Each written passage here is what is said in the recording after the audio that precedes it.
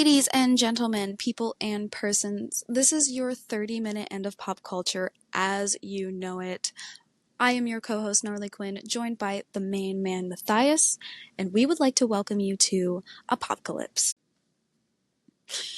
Alrighty, ladies and gentlemen, we have a very special episode of Apocalypse today. We are finally doing He-Man. Finally covering He-Man again. We've been waiting on this for weeks. Weeks and weeks. So I'll let you take it away, Matthias. Yeah, so this is our first fan request. And I tell you what, He-Man, I'm okay to start with this. He-Man's a good character. And the request was to, pick the top, pick the top episodes? That's what it was, wasn't it? I actually specifically requested, the fan was Nick. Thank you, Nick, for suggesting this. But his favorite episode was the Dragon Invasion episode. That's right. Yep. I apologize. Okay. I watched it, and I tell you what, anything you're talking about, a movie, a TV show, anything with dragon in the title, it's going to rock your world, and it did. It was great. It was great.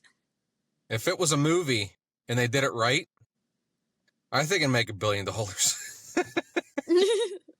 No, honestly, especially like a really good live action. Yeah. Because if you turn that into like a superhero movie, like a classic He-Man live action movie. Oh yeah. I don't know what's taking them so long, but they need to do a live action. I know they could do it. I know they have a buku amount of cartoons, and they did make a live action one back in the day. I guess they never really tackled that since then. I'm not sure, but anyway, this episode was really good, and I like the fact how it touched base on not being it's always okay to ask for help, and it's true, whether it's physical help, emotional help, intellectual help. It's always okay to ask for help. I do like that. It's a good moral, and I think, like you touched on previously, not a lot of cartoons and even shows in general, they kind of moved away from either like explaining the moral of the story at the end. Like you don't really get that. You kind of have to figure that out with your context clues, or you kind of got to imagine what the context is, or what the moral of the story is. You have to gather that from context clues, which makes for a really good viewing experience because you don't have somebody explaining to you at the end. However, in the days where He-Man was created, it was kind of essential anymore. And now I feel like they moved away from it just because people want to watch something like take me away from my reality rather than, oh, tell me a story. Yeah. And before I forget, kudos to Skeletor. He does every episode. I think I've watched this recently. I think I've watched 3 episodes, 2 or 3 episodes, and each one, he's phenomenal villain. Even if it's from the 80s, and then I'm pretty sure I watched a cartoon of He-Man back in the 2002, 2001 era. There was one, but he does not disappoint. He's just, what I like to say is, while everyone's playing checkers, he's playing chess. He's the whole episode. He's just like, it shows how far ahead he's planned this, and it's crazy. Yes, absolutely. He's really good about not really being manipulative, but he kind of manipulates everybody. Yeah, he's literally playing chess while everyone else is playing checkers. Yeah, I mean, he said first 5 seconds he has a Beastman helping him, and he's got all the dragon eggs and the dragon pearl. It's like, holy cow. And then it's crazy because it's hard to find a flaw in it. I mean, I know even then, back then, you always want the hero to win. You always do. So, but this was pretty crazy. I mean, the whole part where, all the eggs hatched, and he put that spell on them, or I think it was a spell. They all, like, as soon as they hatched, they grew bigger. Mm-hmm. And then, while they're wrecking havoc across the land, Skeletor, he went to Castle Grayskull. The sorceress, her name escapes me. He took her out with the Dragon Pearl, took her powers, and then had Castle Grayskull. It's crazy. Even back then, that's just nuts. He did a perfect diversion almost. He made them watch one Yes. hand while he slapped them with the other, kind of. Like, it was really good. I feel like Beastman. I'm not trying to compare, but how the 2 or 3 episodes I've watched, when I see Beastman, I feel he's like the Starscream to Skeletor's Megatron. Like, I feel his loyalty teeter-totters. It's just kind of like how Starscream is. He's almost like the second in command, almost, how I feel. Like how Starscream is, but I feel like the loyalty just isn't like 100% there. And even in the episode, you've seen how he kind of questioned Skeletor's power. And That's then what I was Skeletor had just to gonna remind say. him. It's I don't know if it's like wavering loyalty, but it's like questioning. It's questioning exactly what their leader is doing in a way, and then also questioning their power too, because it's like maybe I can overthrow this dude. Maybe I can take over.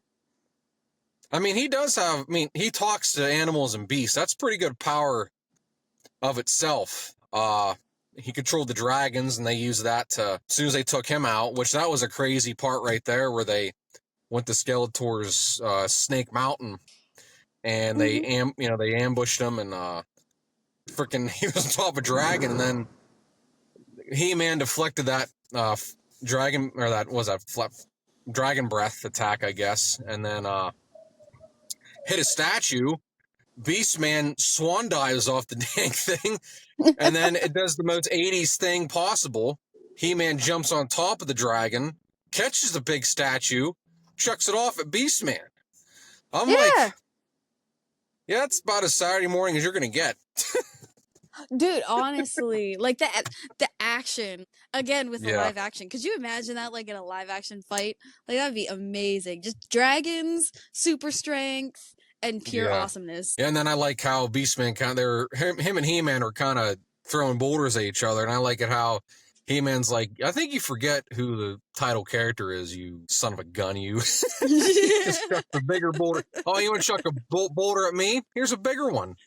Brute strength usually always works. Especially when it doesn't, you just use more brute strength, and I guarantee that'll work even better. I mean, I've yet to see it fail. So I've yet to see it fail. Oh, well, that's true. That's true. But no, and then he, what they did, I can't remember when they beat Beastman. The dragons came off the spell, off his power, and they used the dragons to go back to Castle Grayskull, and just team up and take down that bear that they couldn't get before. And like I said, I don't think it is unorthodox, even for like the good guys. And that's probably why Skeletor didn't see it coming. I'm not just going to blame plot armor. Oh, that was pretty smart. That's like, I like it when not just when I see teamwork in shows or movies, I like the unorthodox stuff. Yes. Where this might work and it might not, but we're going to do it anyway. It's a 50-50 shot. Yeah, Hail Mary. If we can't get past them, at least we'll get their attention. So... yeah, no. And even like the unplanned team ups, the unorthodox, unplanned kind of mashed together, but it works. And even if it doesn't work, like, you did something. Yeah, and then at the end of they go into Castle Grayskull, and then Snake Mountain. But Skeletor took that pearl, and he got the powers of sorceress. And at that moment, he was probably at the same power, if not more than He-Man, and still lost. And then, like, He-Man back in the good old glory days is like 80s, you had the Blue Boy Scout, which it works. Not like today, the heroes are more sophisticated, but back then, I think every title hero kind of had to be that to show a good faith. And he knocked Skeletor down and saved him. I think that sophisticated right there is a good word for that. Yeah. I mean, the majority of your audience is going to be kids, and you want them to have the moral choice to do something like that. You know what I mean? Like, if my kids are watching that, I'd rather have them see that than the alternative would be like, I don't know, kick him down before he's, down while he's out, the whole thing. But no, that it is a good show. Oh, absolutely. I think that that dichotomy between like having the good guy be the good guy, where he could get rid of his enemy or he could get rid of the villain, and he chooses not to. He chooses to spare his life. I think that's why Yeah. Batman's so important to me, because how many times where he did have the opportunity to kill one of his most, what's the word I'm looking for? One of the worst villains that he's encountered. His utter foe, he had the opportunity to kill him, and then he still decides to take the high road and save them. And he's like, yeah, you're going to Arkham, but I don't want to see you die. I mean, I don't know. It's probably like the lesser two evils a little bit. Like, do you save him knowing that damn well the next day he's going to try the same crap, or do you kill him, but you have to live with that, your entire life? Yep. And then like, I'm not trying to go back to Batman. I'm going to, like, he said in that one cartoon, once he gets a taste of that, he's going to want to keep doing it. And yeah, because I figure like morally, he thinks one day, as powerful as Skeletor is, he might become, maybe he'll change his ways and become an ally, and be good for the whole thing of Eternia. But but no, I believe he made the right choice. I mean, one of these days, like I said, I never watched every episode, but maybe sure, shot in the dark, Skeletor might do the same thing. Who knows? Right? Yeah, even though they are foe, I feel like, because even that, if I recall correctly, even in like the Batman comics, there have been times where a couple different villains, I mean, they weren't like exactly high level villains, but there were a couple villains where Batman was like dead and dying, and they were like, we can't really have you die, and so they saved him. I mean, despite him having a disgustingly overpopulated rogues gallery, yeah, a lot of his villains, well, they're not almost all of them are not. They're not two-dimensional. They're all dynamic. They're all dynamic. But like I said, He-Man, it's I feel like, I hate to say this, but like when the 80s hit, because I didn't grow up in the 80s. I grew up in the 90s. But I felt that wave of awesomeness from the 80s stuff.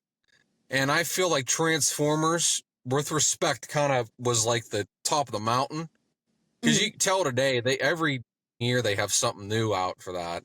But He-Man, I feel, I don't want to say it gets overshadowed, but I feel it doesn't get touched up enough that it should. Because, like I said, I feel if they really, like, dove into it, it could be a really good live action. Like, if they did, let's say someone came up, like the creators of Game of Thrones, like, hey, let's do a He-Man show. Yeah. That'd be a good idea. I guarantee they'll get people watching that. If they did it right.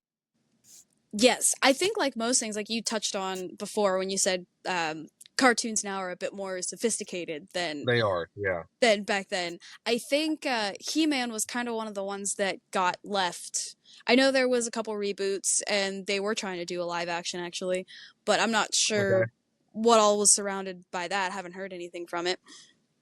But I think if they updated the animated show, or if they kind of brought something back a little bit, because I grew up in the 2000s, so I still had things. I had a little bit from the 90s and had almost everything from the 2000s. So still having that culture where He-Man's still around, and I don't think a lot of people realize, like, all the memes about Skeletor, like, until we meet again, and then he runs off, like, that's what I have in my life throughout the whole thing. And I was like, oh my gosh, it's He-Man.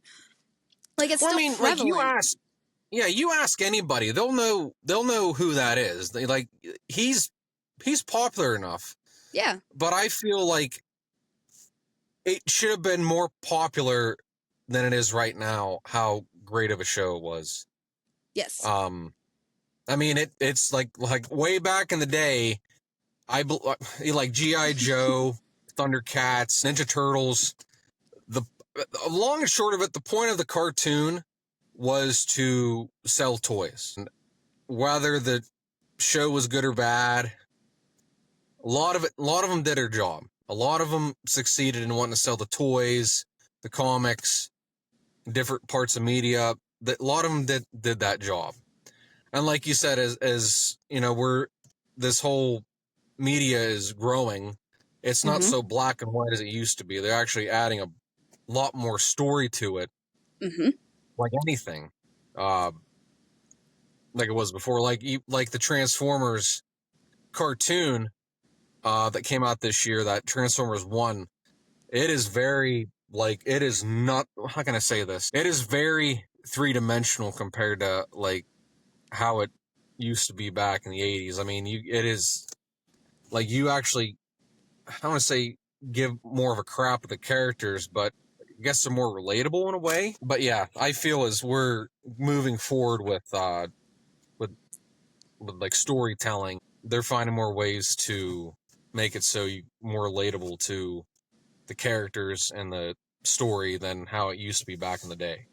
It's like back in the day, I have no problem with the show starting and then the good guys and bad guys just beat the hell out of each other for 20 minutes. I have no problem with shutting my brain off and watching that.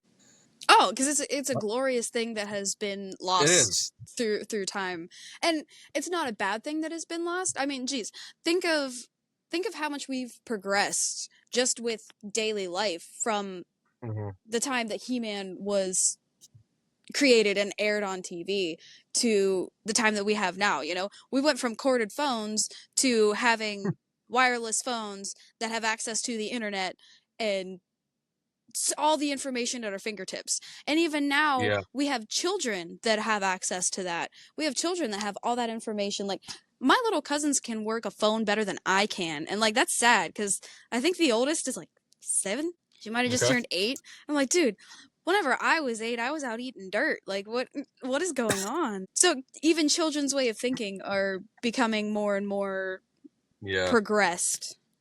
Yeah. So you kind of have to adjust to that. I agree. I do agree with that. But no, I think I'll probably still take the time to watch. Like I said, I always knew He-Man, and I did watch the one that came out in like the 2000. I guess it was 2001, 2002, and I think I watched a pretty good amount of episodes on that one. But with He-Man, this 80s one, because first off, the part where he does the whole, by the power of Grayskull, I have the power. Yeah. I think the 80s one was the best. Like, I agree. have yet to see it get topped. I agree. It's just the way they do it. The voice. I was just like, it's gonna be hard to top that. I believe they have yet to top that. Yeah, I don't think they ever will, only because it was such a staple. Because even when I was a kid, Boomerang would always play some of the episodes every now and again. So you'd have like a couple Scooby-Doo episodes that I was watching, and then like, bam, a He-Man episode. And I'd always get sucked into the He-Man episode. It was just, it was action, the good guys winning, the bad guys doing what they do best. You had that sort of not really friendly foe, but you had the action, you had the story, you had something that you could sit down and watch when you were a kid, and it was always wholesome. Yes, I'll tell you what. Anybody watching? If there's any other He-Man episodes you want us to tackle, whether it's from like the 80s or the later ones, I'll talk about it. I mean, I know I don't know how many cartoons or like movies are out. I know Netflix has a few, but I've yet to watch them. But like I said, there's a episode you guys want us to tackle. We'll talk about that too. The other one I seen was called, I think it was called The Problem with Power. And that one actually, have you seen that one yet? I don't believe so. It's one I think, it's not as, I don't say it's definitely not as action-packed as this one. This one was like I said, anything with dragons in it is going to get your attention. Oh, it was great. That one has more of a, how I want to say this, a moral lesson of responsibility and humility. That one would be a pretty good one to talk about for another time. But that one was, like I said, that one kind of hit home with a lot of the stuff that happened in it. But no, this episode, the dragon invasion. You put that on an episode of, I don't know, Tom and Jerry. It's going to be crazy.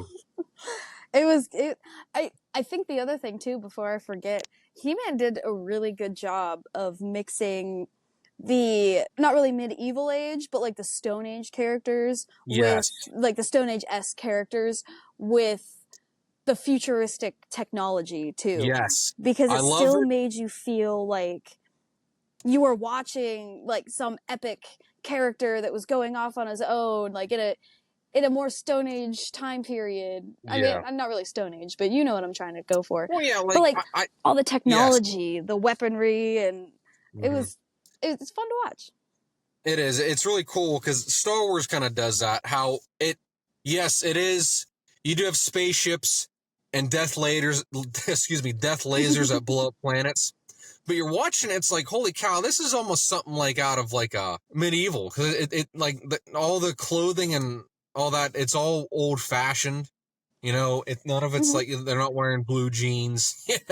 They're not wearing they're like the stuff from like Star Trek. It's not like, it's almost like it is futuristic, but it's not. But yeah, it's a good take on futuristic. It is. Like Eternia is the same way with He-Man. It's you got like knights and kings and kingdoms and dragons and stuff like medieval, and then you got like that episode, the one I can't remember her name right now. I think it's Tala. Is that her name? The woman? No, I think so. I'm horrible with names. So am I. Well, the woman, He-Man's daughter. Let me try that again. Man-at-Arms' daughter. She used that stasis ray. Yes, that's what it is. Thank you. Tila. She used that stasis ray. You don't see that in. Yeah. It's just it is a cool blend of futuristic and medieval. It is. I do like that. Yeah, it's super enjoyable, and I always liked whenever shows kind of mix those together a little bit. I mean, I'm not. Yeah.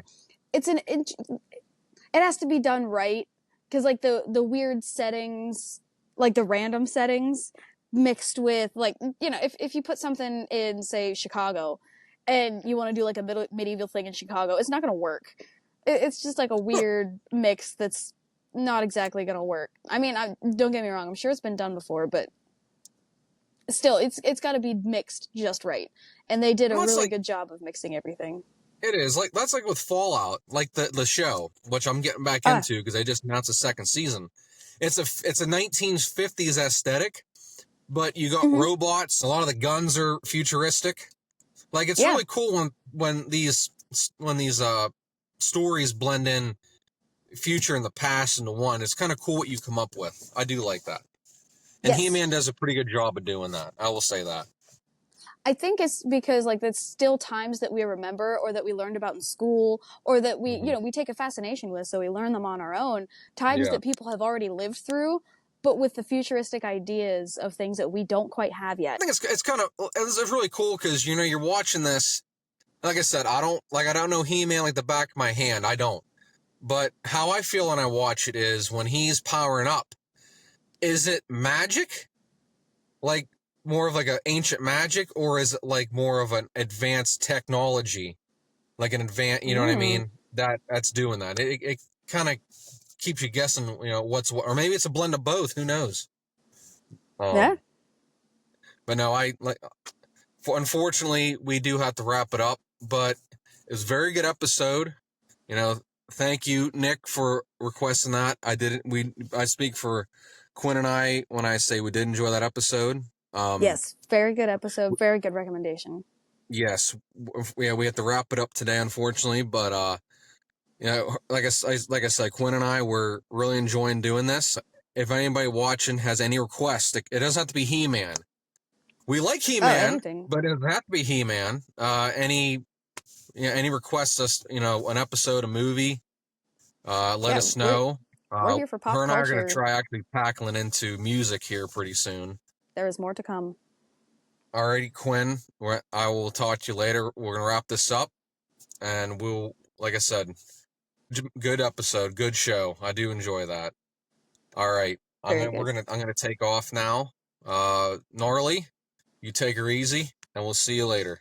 Catch you later. Unfortunately, that is all the time that we have for today. Thank you again to Nick for suggesting the episode. We really appreciate it. It's always nice to hear your thoughts and hear what you have to say.